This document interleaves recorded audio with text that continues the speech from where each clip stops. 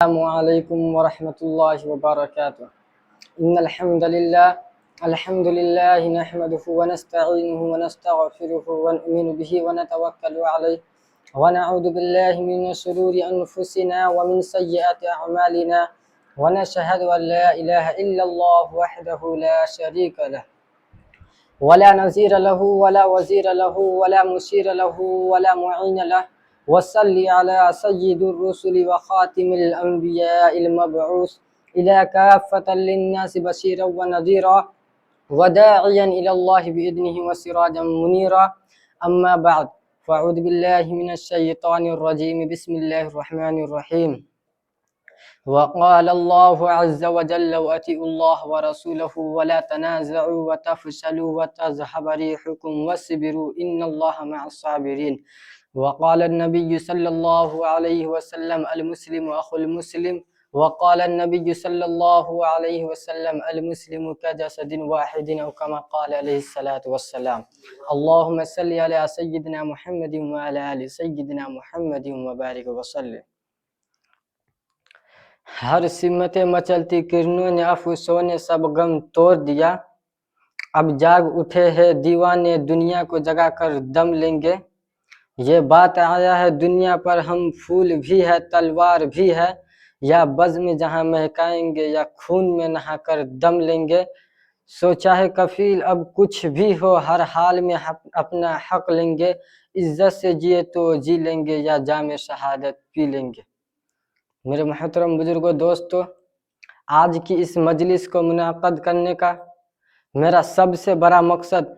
اپنے مسلمان بھائیوں اور امت مسلمہ کے غیور فرزندوں کے سامنے عالم اسلام کے حالات کو بیان کرنا ہے اور انہیں یہ بتلانا ہے کہ اس وقت ہم مسلمان کن مسائل کا شکار ہیں، کن حالات سے دوچار ہیں، مسلمان بچوں پر کیا بیت رہی ہے، مسلمان ماؤں اور بہنوں کے ساتھ کیا کچھ کیا جا رہا ہے، اور ان حالات میں ہم ان مسلمانوں کے لیے اور اسلام کی حفاظت کے لیے کیا کچھ کر سکتے ہیں۔ یہ حالات کیوں آئے اور یہ حالات کب آئے، یہ حالات کیسے آئے، یہ حالات کب تک آتے رہے، ان تمام باتوں پر غور کرنے کے لیے اس مبارک محفل کا انعقاد کیا گیا ہے۔ اللہ رب العزت سے دعا ہے کہ اللہ رب العزت ہماری سننے اور سنانے کو اور ہماری اس مختصر سی گفتگو کو امت مسلمہ کے مسائل کے حل کا ذریعہ بنائے۔ میرے دوستو،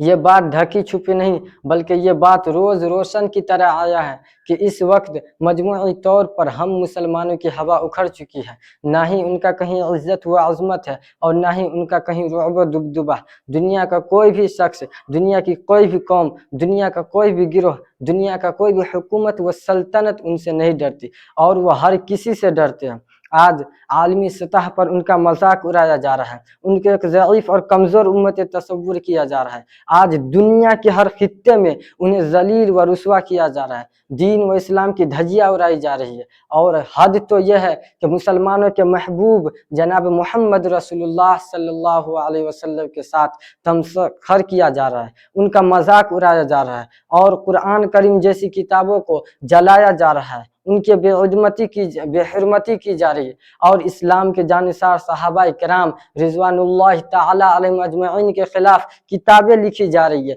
دہشت گردی کا الزام دے کر مسلمانوں کو اور مسلمانوں کے رہنما علماء کرام کو چن چن کر ختم کرنے کی پلاننگیں کی جا رہی ہے۔ میرے دوستو، سب سے بڑا سانحہ یہ ہے کہ وہ سرزمین جہاں مسلمانوں کا قلب واقع ہے، وہ سرزمین جہاں 1400 سال سے اسلام کی گرد چلی آ رہی ہے، وہ سرزمین جہاں وحی کے برکات کا نزول ہوتا رہا، آج اسی دل میں صلیب کا زہر آلو کھنبر کھوپنے کی کوششیں کی جا رہی ہے۔ میرے دوستو، آخر ایسا کیوں ہو رہا ہے؟ اتنا بڑا انقلاب کیسے آیا؟ پوری دنیا سے اسلام اور مسلمانوں کا رعب و دبدبہ کیوں ختم ہو گیا؟ کل تک یہی مسلمان جن سے قیصر و کسریٰ جیسی سپر پاور طاقتیں لرزتی تھی، کل تک یہی مسلمان جو صرف 313 تھے مگر انہوں نے 1000 تجربے کار کافر کو شکست دی تھی، کل تک وہی مسلمان جو 3000 تھے مگر انہوں نے 2 لاکھ کے لشکر کو شکست فاش دی تھی، کل تک وہی مسلمان جو آگ کے سمندر میں کود جایا کرتے تھے اور خون کے سمندر کو عبور کر جایا کرتے تھے۔ مسلمانوں کیا ہوا کہ آج اس قوم سے، دنیا کی سب سے بدترین قوم، دنیا کی سب سے رذیل و مکین قوم، آج اس قوم سے اسرائیل جیسی ملعون ترین قوم بھی نہیں ڈرتی۔ کل تک یہی یہودی حضرت عمر سے منتیں کیا کرتے تھے کہ ہمیں خیبر سے نہ نکالو۔ جب حضرت عمر نے ان کو وہاں سے نکالنے کا فیصلہ کیا تو ایک بوڑھے یہودی نے آ کے کہا کہ اے عمر، آپ کے سامنے اللہ کے رسول صلی اللہ علیہ وسلم نے کہا تھا کہ خیبر کے اندر یہودیوں کو رہنے دیا جائے، یہ مسلمانوں کو ٹیکس دیں گے، اپنی زمین کے پیداوار کا کچھ حصہ دیں گے، تو آپ ہمیں وہاں سے کیوں نکال رہے ہیں؟ تو حضرت عمر نے کہا کہ اے اللہ کے دشمن، مجھے نبی صلی اللہ علیہ وسلم کا ایک ایک فرمان یاد ہے، اور مجھے یہ بھی یاد ہے کہ جب اللہ کے رسول نے تمہارے طرف اشارہ کر کے کہا تھا کہ ایک دن وہ بھی آئے گا کہ جب مسلمان تمہیں خیبر سے نکال رہے ہوں گے، تمہاری اونٹنی تمہارے پیچھے دوڑتی ہوئی جا رہی ہوں گی، تمہارے عمامے تمہارے سر پر اچھل رہے ہوں گے، میں تمہیں خیبر سے نکالوں گا اور اس جگہ کو پاک کروں گا۔ کل تک یہی یہودی خیبر میں رہنے کے لیے منتیں کیا کرتے تھے، کل تک یہی یہودی خیبر میں رہنے کے لیے ٹیکس دے کر رہا کرتے تھے۔ آج ان یہودیوں کو یہ ہمت کیسے ہوئی کہ وہ فلسطین کے اندر مسلمانوں کے تقدس کو پائمال کر رہے ہیں؟ کل تک یہی یہودی جن کو مسلمانوں نے اتنا مارا تھا کہ جن کا کمانڈر کشتی کے ذریعے دریا پار کر رہا تھا تو اپنی زمین کے طرف اشارہ کر کے کہا تھا کہ اب میں تیرے اندر قیامت تک نہیں آ سکوں گا۔ کل تک وہ صہیونی جو ہماری لونڈی اور غلام بن کر رہا کرتے تھے، کل تک وہ صہیونیت جو ہم سے بھیک مانگتے تھے، کل تک وہ صہیونی جو ہمارے تلوار کو نیچے دم توڑا کرتے تھے، آج ان یہودیوں کو یہ ہمت کیسے ہوئی کہ وہ ہم سے شیر ہو گئے؟ جو ہمارے مغل بادشاہوں کے نیچے رہا کرتے تھے وہ بھی ہم سے شیر ہو گئے، آج ان کی ساکھیں بھی ہم سے شیر ہو گئی۔ مسلمانوں ذرا سوچو تو صحیح کہ کیا ہماری کمزوری کی وجہ افراد کی کمی ہے؟ کیا ہماری کمزوری کی وجہ مال و دولت کی کمی ہے؟ کیا ہماری کمزوری کی وجہ تربیت یافتہ کی کمی ہے؟ کیا ہماری کمزوری کی وجہ ساز و سامان کی کمی ہے؟ کیا ہماری کمزوری کی وجہ سائنس اور جدید ٹیکنالوجی کا عدم حصول ہے؟ نہیں، بالکل نہیں۔ اگر افرادی اعتبار سے دیکھا جائے تو مسلمانوں کی تعداد 2.25 ارب سے کہیں زیادہ ہے۔ وسائل کے اعتبار سے دیکھا جائے تو پیٹرول جیسے سیال، سونے کے کنویں زیادہ تر مسلمانوں کے قبضے میں ہیں، معدنیات کے ذخائر اور کانیں بھی زیادہ تر اسلامی ممالک میں ہیں۔ مالی اعتبار سے دیکھا جائے تو اقوام عالم میں مسلمان قوم کہیں زیادہ مالدار ہے، لیکن ان تمام باتوں کے باوجود مسلمان ہر جگہ کمزور اور مغلوب و مقہور کیوں ہو رہے ہیں؟ مسلمان ہر جگہ کیوں مار کھا رہے ہیں؟ مسلمانوں پر ہر جگہ ظلم و ستم کے پہاڑ کیوں توڑے جا رہے ہیں؟ خدا تعالیٰ کی یہ سرزمین اپنی تمام ترشات و کشادگی کے باوجود ان کے لیے کیوں تنگ ہوتی جا رہی ہے؟ میرے دوستو، اگر غور سے دیکھا جائے، ایک تحقیقی جائزہ لیا جائے تو پتہ چلتا ہے کہ مسلمانوں کی کمزوری اور ذلت و رسوائی کی اصل وجہ جہاں اسلام کی پیروی سے انحراف ہے، وہیں ان کا ایک سب سے بڑا سبب آپسی کے اختلاف و انتشار،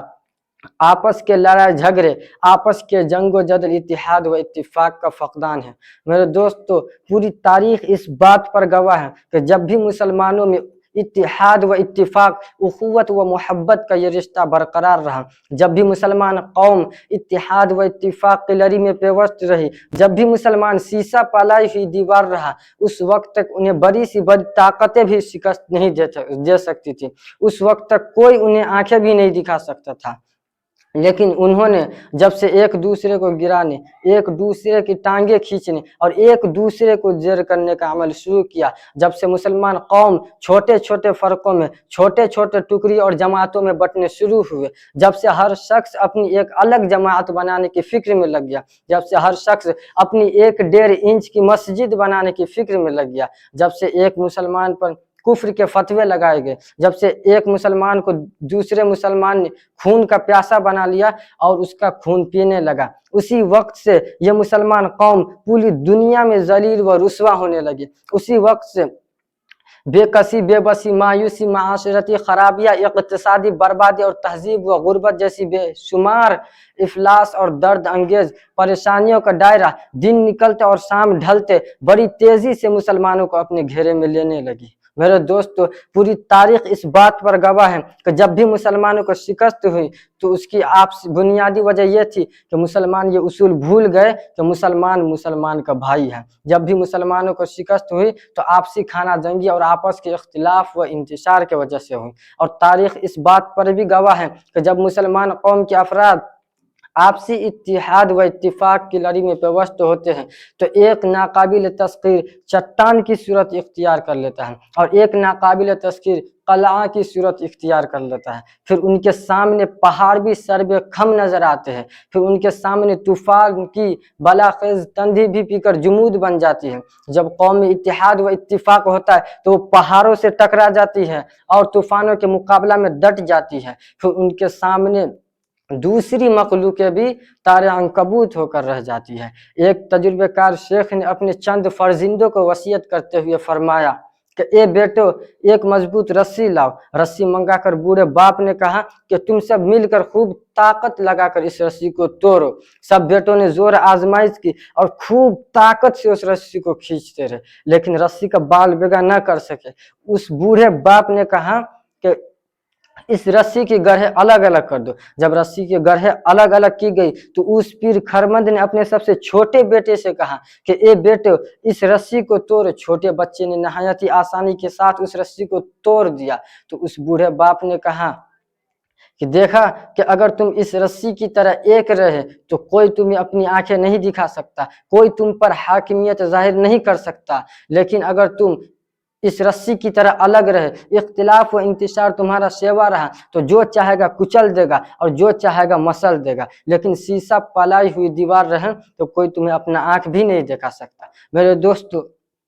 इत्तिहाद दुनिया की वो अजीम ताकत है जिसे कोई भी ताकत चैलेंज नहीं कर सकती, जिससे कोई भी ताकत मुकाबला में नहीं आ सकती। इत्तिहाद कुरान करीम की पुकार है, इत्तिहाद कामयाबी की दलील है, इत्तिहाद कामयाबी की कलीद है, इत्तिहाद कुव्वत व शौकत का अहम तरीन अंसर है, इत्तिहाद वक्त की अहम तरीन ज़रूरत है। आज उम्मत की नाकामयाबी और नामुरादी का एक बड़ा सबब यह है कि आज हम हर तरह से बट चुके हैं। इत्तिहाद का माला टूट चुका है, उनकी मोतियां बिखर रही है। इसलिए आज ज़रूरत है कि हम अपने सफ में इत्तिहाद पैदा करें, इख्तिलाफ व इंतशार को ख़त्म करके एक प्लेटफार्म पर जमा हो जाए। तारीख से आशना हजरात जानते हैं कि जब गुरनाता पर बर्बादी की घटाई छा रही थी, जब स्पेन पर मसाइब के पहाड़ तोड़े जा रहे थे, तो वहाँ के मुसलमान अरबी, इंडलेसी और बरादरी के नाम पर लड़ रहे थे। वहाँ के मुसलमान इस्लाम के बजाय अपने खानदानों और कौमियतों पर फख्र कर रहे थे। एक मुसलमान सरदार दूसरे मुसलमान सरदार को देखना गवारा न करता था, बल्कि एक दूसरे के खिलाफ मुखालिफिन से भी मदद लेते थे। वहाँ के मुसलमानों ने खुद मुखालिफिन के हाथों से कितने मुसलमानों को खुशी खुशी कत्ल करवाया था, जिसकी वजह से सहयूनियों के दिलो दिमाग से अंदर से इस्लाम और मुसलमानों का रुअब दुबदुबा खत्म हो गया। बिला आखिर आसमान ने फिर वह दिन भी देखा है कि वह उंदुलुस जहां मुसलमानों ने 800 साल तक इंतहाई शान और शौकत के साथ हुकूमत की थी, वह उंदुलुस जहां मुसलमानों ने तहजीब और तबद्दुन और इल्म व फजल के वह चिराग जलाए थे जो उस वक्त की दुनिया में बेमिसाल थी, वह उंदुलुस जहां मुसलमानों ने 800 साल तक तकबीर की सदाओं से और आज़ान की आवाज़ों से गूंजता रहा, जहाँ का शायद कोई कताए ज़मीन ऐसा बाकी ना था जिसमें मुसलमानों के सजदों के निशान सबूत ना हुए थे। मेरे दोस्तों, लेकिन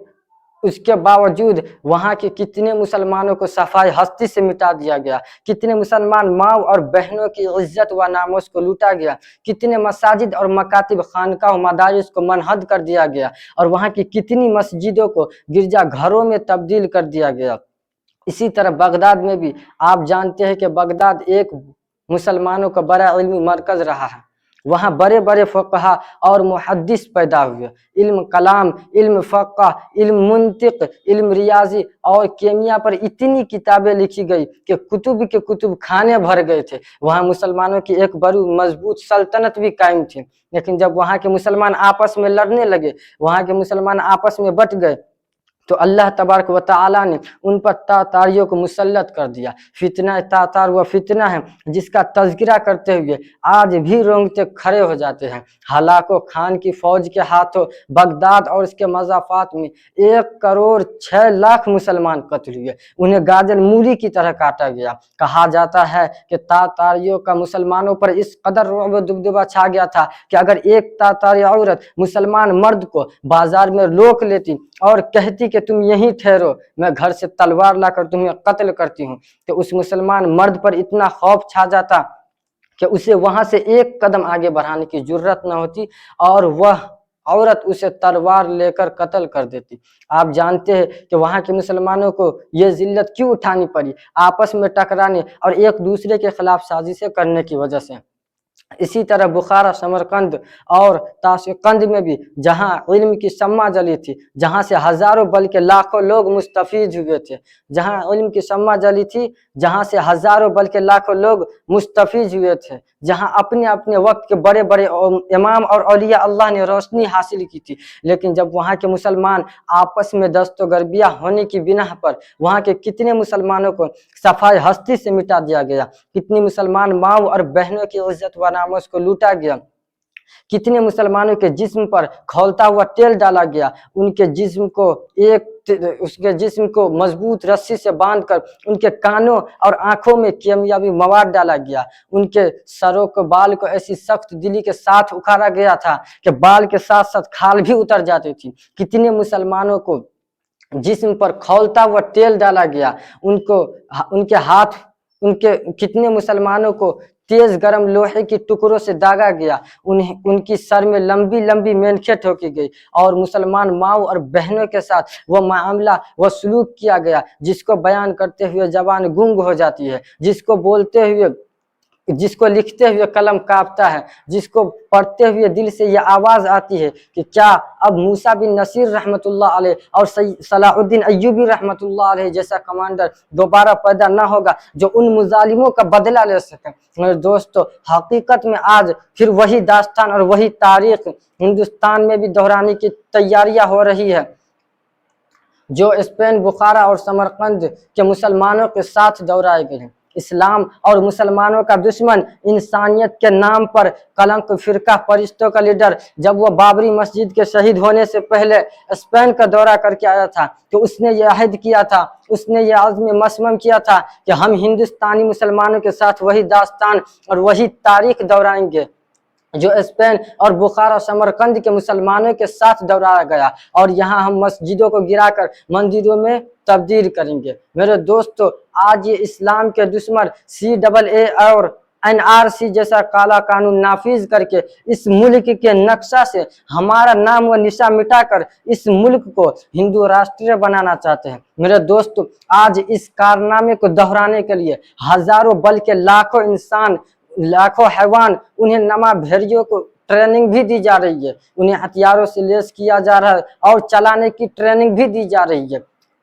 آج وہ بھیڑیے انسانوں کا گوشت کھانے کے لیے اور ہڈیاں چبانے کے لیے منہ پھاڑے بیٹھے ہوئے ہیں، صرف ایک اشارے کے منتظر ہے۔ لیکن افسوس، صد افسوس، اے اللہ کے بندو، اے خواب غفلت میں مدہوس مسلمانوں، خواب غفلت سے بیدار ہو جاؤ اور ذرا اپنی چاروں طرف دیکھو تو صحیح کہ کافروں نے تمہیں چاروں طرف سے گھیر لیا ہے، کافروں کے خونی پنجے تمہارے شاروخ تک پہنچ چکے ہیں۔ اس لیے اب اللہ اکبر کی صدائے بلند کرو اور کفار کا کلہ کما کر دو اور اختلاف و انتشار کو ختم کر کے ایک پلیٹ فارم پر جمع ہو جاؤ،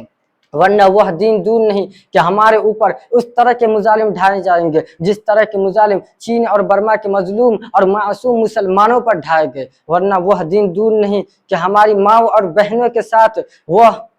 سلوک کیا جائے گا جو باشندگان الماورا کی ماؤں اور بہنوں بیٹی کے ساتھ کیا گیا۔ میرے دوستو، ایک بات اور یاد رکھو کہ خدا نہ خواستہ یہ کفار ہم پر حملہ آور ہوتے ہیں تو وہ ہم سے یہ نہیں پوچھیں گے کہ تم کس فرقے سے تعلق رکھتے ہو، تم کون سے مشرک سے تعلق رکھتے ہو، تم دیوبندی ہو یا بریلوی، تم مودودی ہو یا اہل حدیث۔ وہ تو ہم سے یہ پوچھیں گے کہ تم اپنے آپ کو مسلمان کہلانے والا ہو یا نہیں، وہ تو یہ دیکھیں گے کہ یہ اللہ اس کے رسول پر ایمان رکھنے والا ہے یا نہیں۔ میرے دوستو، ہر کلمہ پڑھنے والا ان کا نشانہ ہوگا۔ اس لیے اب بلا تفریق مذہب و ملت کے ایک پلیٹ فارم پر جمع ہو جاؤ۔ کیا تم نہیں دیکھتے کہ آج پورے دنیا کے کفار ایک ہو کر، متحد ہو کر ایک پلیٹ فارم پر آ چکے ہیں؟ آج پورے دنیا کے کافر اسلام کو مٹا دینا چاہتے ہیں، تمہاری شخصیتوں کو ختم کر دینا چاہتے ہیں، اور تمہاری نشانیوں کو مٹا دینا چاہتے ہیں، اور پھوکوں سے اس چراغ کو بجھا دینا چاہتے ہیں جس چراغ کو جناب محمد رسول اللہ صلی اللہ علیہ وسلم نے روشن کیا تھا۔ اس لیے اے مسلمانوں، اب ایک پلیٹ فارم پر جمع ہو کر کفار تک یہ آواز پہنچا دو کہ نور خدا ہے کفر کی حرکت پر خنزہ زن، پھوکوں سے یہ چراغ بجھایا نہ جائے گا۔ یہ امت مسلمہ کے غیور فرزندوں، آج دنیا انسانیت چیخ چیخ کر اور پکار کر ہم سے یہ کہہ رہی ہے کہ اے ہندوستانی مسلمانوں، ایک بار پھر سے اٹھو اور ظلم و تعدی اور شرک و کفر کی گھنگور گھٹاؤ کو صفائی ہستی سے مٹا دو، اور پورے معاشرے کو اسلامی سانجھے سے ڈھال دو۔ بحر ہے بے چین کشتی ڈال دے لنگر اٹھا، کہ بحر ہے بے چین کشتی ڈال دے لنگر اٹھا، تاج شاہی منتظر ہے اے مسلمان سر اٹھا۔ مسلمانوں اٹھو اور قل ان صلاتی و نسکی و محیای و مماتی للہ رب العالمین پر عمل پیرا ہو جاؤ، اور وَاعْتَصِمُوا بِحَبْلِ اللَّهِ جَمِيعًا وَلَا تَفَرَّقُوا کو اپنا نصب العین بنا لو، اور انما المؤمنون اخوۃ کی تفسیر بن جاؤ، اور اس کے ساتھ ساتھ یہ اعلان کر دو کہ باطل سے دبنے والے اے آسماں نہیں ہم، کہ باطل سے دبنے والے اے آسماں نہیں ہم، 100 بار کر چکا ہے تو امتحا ہمارا۔ اللهم تقبل منا انك انت السميع العليم وتب علينا انك انت التواب الرحيم سبحان ربك رب العزة عما يصفون وسلام على المرسلين والحمد لله رب العالمين وما علينا الا البلاغ۔